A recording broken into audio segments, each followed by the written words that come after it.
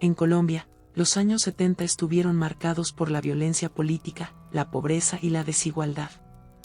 En medio de ese contexto de tensión y abandono social, surgió un nombre que todavía hoy provoca escalofríos: Pedro Alonso López. Un hombre que pasaría a ser recordado como el monstruo de los cañaduzales por los lugares donde acechaba a sus víctimas, y también como el monstruo de los Andes, apodo con el que la prensa internacional lo bautizó. López no fue un asesino común. Su historial lo convirtió en uno de los criminales más prolíficos y aterradores de la historia, con cifras que superan cualquier otro caso documentado en América Latina.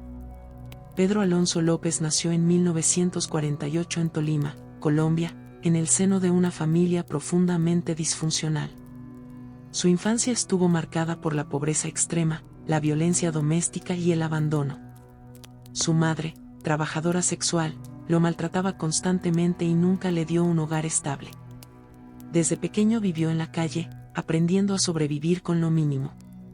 Aquella niñez forjó un carácter resentido, desconfiado y lleno de odio.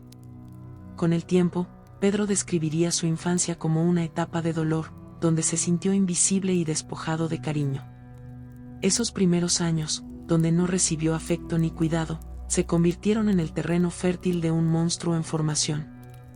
Ya de adolescente comenzó a mostrar conductas violentas. Fue detenido en varias ocasiones por robos y pequeños delitos.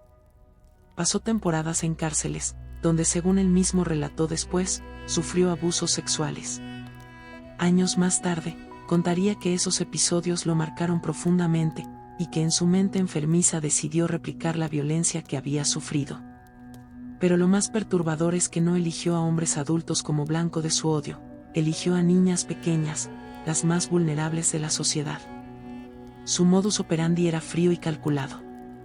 López recorría zonas rurales y pueblos de Colombia, sobre todo en regiones cañaduzales, donde se movían familias campesinas en condiciones precarias. Allí observaba a las niñas que jugaban en las calles, las seguía y esperaba el momento oportuno.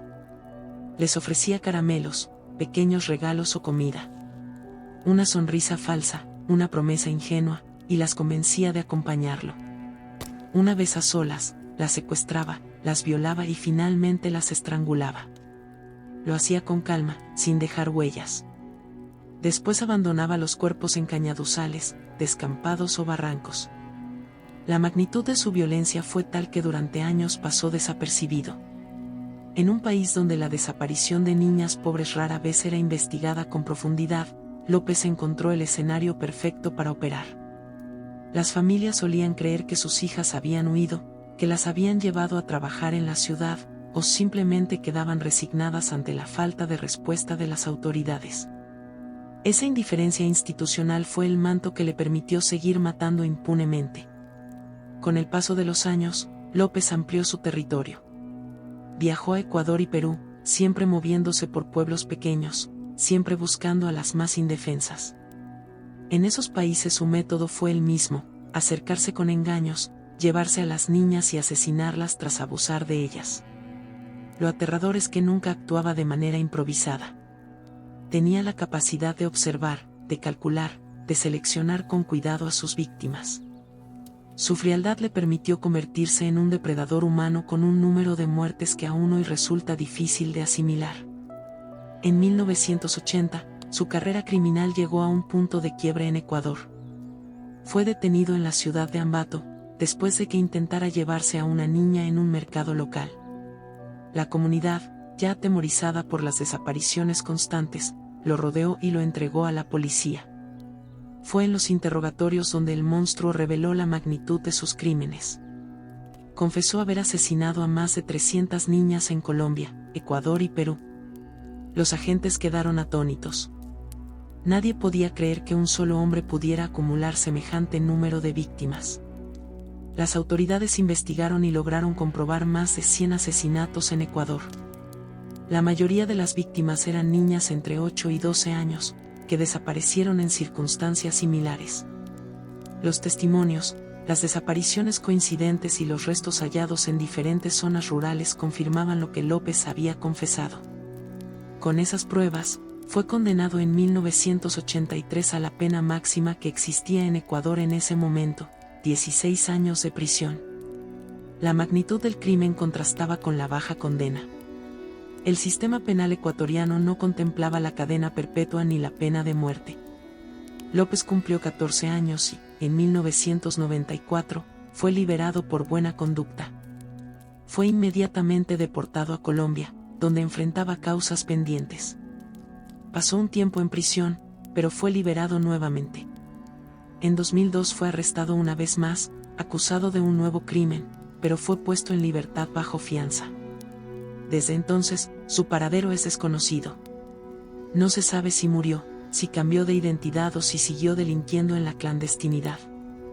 La falta de registros oficiales convierte su desenlace en un misterio inquietante. La historia de Pedro Alonso López dejó tras de sí un eco de horror. La cifra de víctimas lo ubica entre los asesinos seriales más prolíficos de la historia moderna. Más de 300 niñas, según su propia confesión. Un número que resulta casi imposible de imaginar, pero que fue validado en parte por las investigaciones en Ecuador. Lo más perturbador no fue solo la magnitud de sus crímenes, sino la frialdad con que los relataba.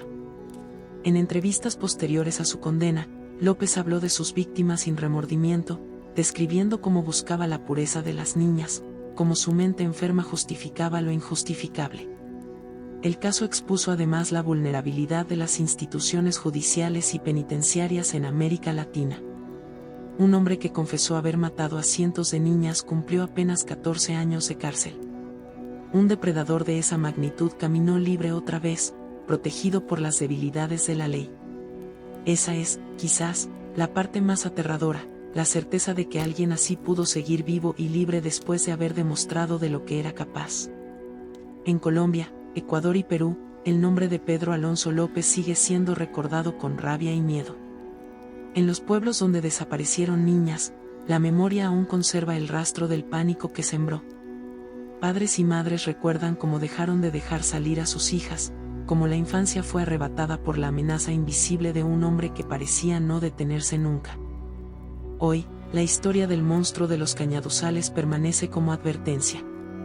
No solo sobre la existencia de mentes criminales capaces de destruir cientos de vidas, sino sobre la fragilidad de los sistemas que deberían proteger a los más vulnerables. López demostró que un depredador puede aprovecharse del olvido, de la indiferencia y de la pobreza para actuar durante años.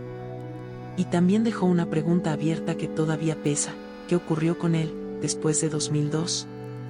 ¿Siguió matando? ¿Murió en el anonimato? ¿O camina, en algún lugar, bajo otro nombre, llevando consigo el recuerdo de los cientos de niñas que arrebató a sus familias?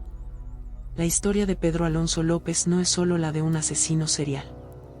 Es la de un continente que permitió que un monstruo creciera en su interior, se moviera libremente entre fronteras y volviera a salir de prisión después de destruir vidas de manera sistemática. El monstruo no fue detenido por la justicia. Fue detenido por casualidad, por la furia de un pueblo cansado. Y su final, lejos de ser un cierre, es un enigma que hace que su sombra siga proyectándose sobre América Latina.